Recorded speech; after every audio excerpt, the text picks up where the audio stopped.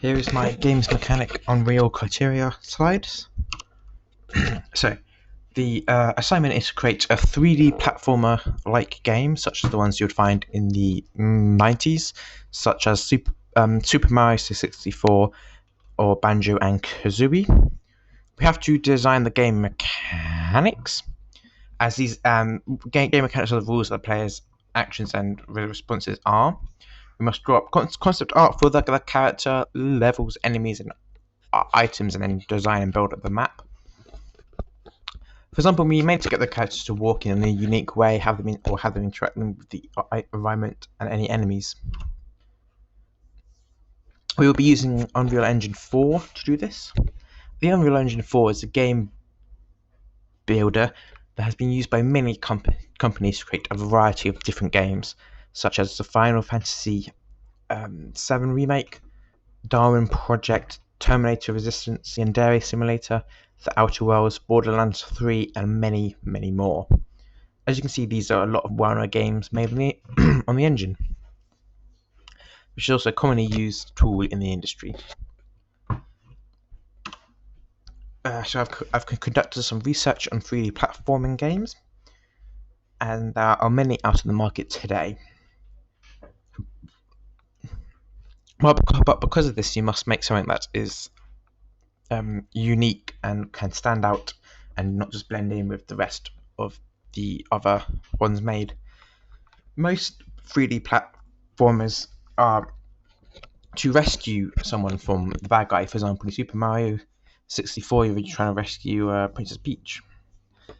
I'll take this idea, however, instead of trying to rescue someone, you're trying to help yourself, as this would be unique in the game. I should get some players that are wanting something a bit different than their typical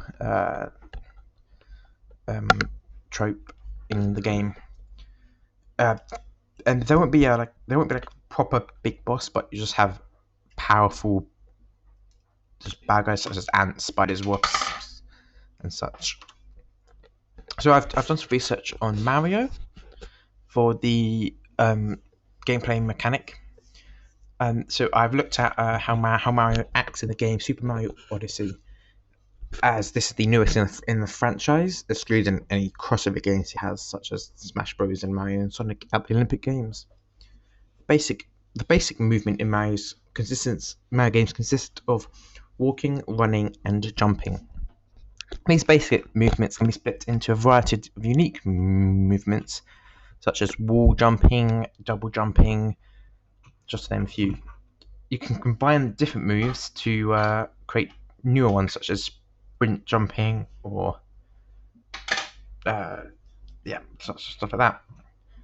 Additionally, this game also has Cappy, which is a new tool in Mario's arsenal that lets him possess any enemy, which gives Mario unique movements, such as frogs can jump higher, some things can swim in water better. But whenever Mario hits a wall, he will lose speed and bounce off it. My initial idea is to create a 3D platformer set in a house. You play as a toy and traverse the different rooms of the house, such as a bedroom, bathroom, child's room, kitchen, playroom. Each room will have a different environment with different ways to explore and play. For example, the playroom could be filled with loads of toys and board games, whereas the lounge will have little to no toys, except for maybe a few smaller ones underneath the sofa that got lost during the years. My idea for the characters is that you're a broken toy having to traverse the house to repair yourself, so that people will play. So people who want to play with you won't be a danger to them. The target age for them would be teenagers to young adults. This is purely for the fact that the enemies of the game could potentially be scary for some players, as you're much smaller than the average game player. You will face off against bugs, which some people have fears of, such as spiders or wasps, which are some of the enemies in the game. So here's my example for the toy's head. It's going to be a broken spaceman toy. His body will be the shape of a gingerbread man, so sort of missing sort of hands and toes and stuff, so a bit more cartoonish in design. He would have a rounded head and feet. The helmet will be larger than his head to give a more toy sort of appearance. The body and helmet toy will be broken and need fixing. To this character, we need to find some items such as broken glass, super glue, oil, springs, plastic, paint, cleaning spray, rag, polish, and spare parts. Here's a mood board, and I've gone and the enemies in the game are going to be household pests, as they have all of natural weapons on them. You won't find them, and you will find them in the household, such as ants, which their natural weapons would be pincers and such. And these are going to be like the basic starting enemies. They will be hunting in like packs and lift more than their body weight, meaning that they could potentially pick up stuff that you're hiding behind and move that away. The flies, again, will be a basic part enemy and will just be flying around. As flies have the conical eyes, they are able to see a far greater vision, meaning they will be able to see behind them, so you can't quite sneak up on them. During the progression of the game, you'll appear against cockroaches, which run faster and have higher armor. Eventually, you'll also have to face off against wasps, which are like the flies, but they can do more damage. And then lastly, eventually you'll find spiders, which create webs and do more damage. Here's a mood board for the enemies. I've got various different pictures from the different enemies. Here's a mood board for the character, and here's a mood board for the environment. Here we have a storyboard for the cutscene at the beginning of the game, explaining what happened with the character. The cutscene shows a boy playing with a toy. When he gets called for dinner, he drops it and it falls on the floor, broken. Here we have a picture of proportional body. This can be used to help develop any humanoid characters look proportionate. Movement. The main character is a broken astronaut toy that is looking for spare parts to fix themselves at the start of the player will also be slow, unable to jump that high, and will be unable to sprint. This is because they are broken, but as the game progresses, they'll get fixed. With each level, they will then be able to walk, run faster, and jump higher. When they are broken, they should walk as if they have a limp, as if they're struggling to walk.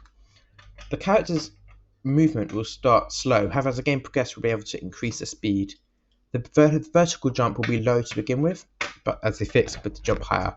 For example, the initial walking speed will be 50, and the initial sprint speed 0, fixed leg walking speed 100, and fixed leg sprint speed 200. During the game, the player will be able to collect various different items to help them on their journey.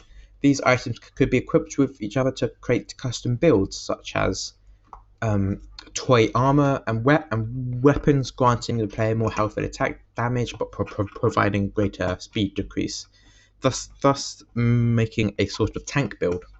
Another example is that you can equip less armor and in sort of darker colors, giving you more of a ninja rogue sort of build. The characters are walking. I've decided on two different walking styles. The first is walking with as if they've got a limp.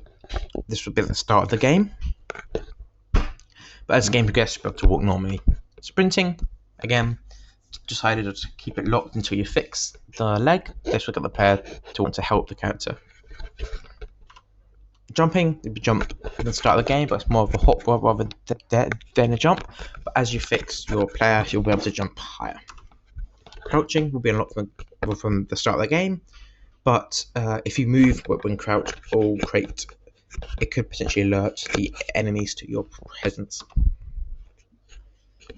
For following this tutorial, I have been able to implement a health bar in my game. the moment, the only way to increase or decrease the health is using G and F, but as that I haven't been able to implement any enemies yet. This is the code for the health system.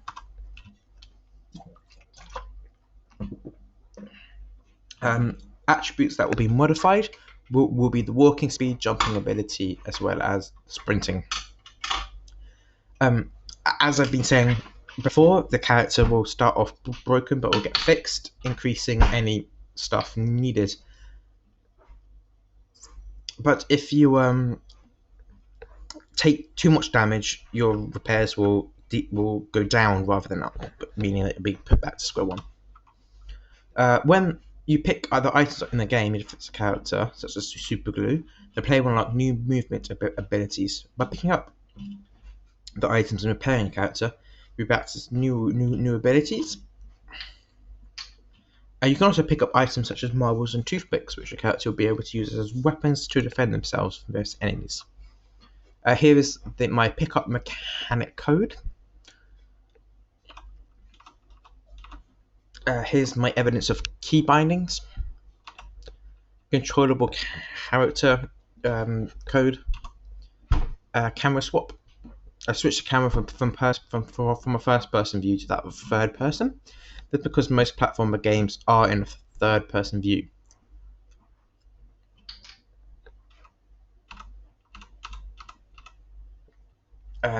My second mechanic is a double jump. It will give the player greater control when traversing the area. Also make it so I have to design the world with this in mind. Just because I don't want players to go to an area they shouldn't be able to at the time. Here's a video of my character moving.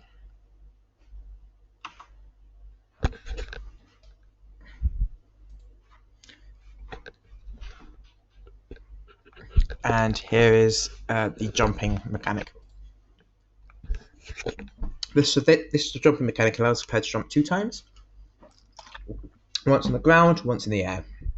This is a common feature in most 3D platforming games, such as, for example, Mario and Sonic.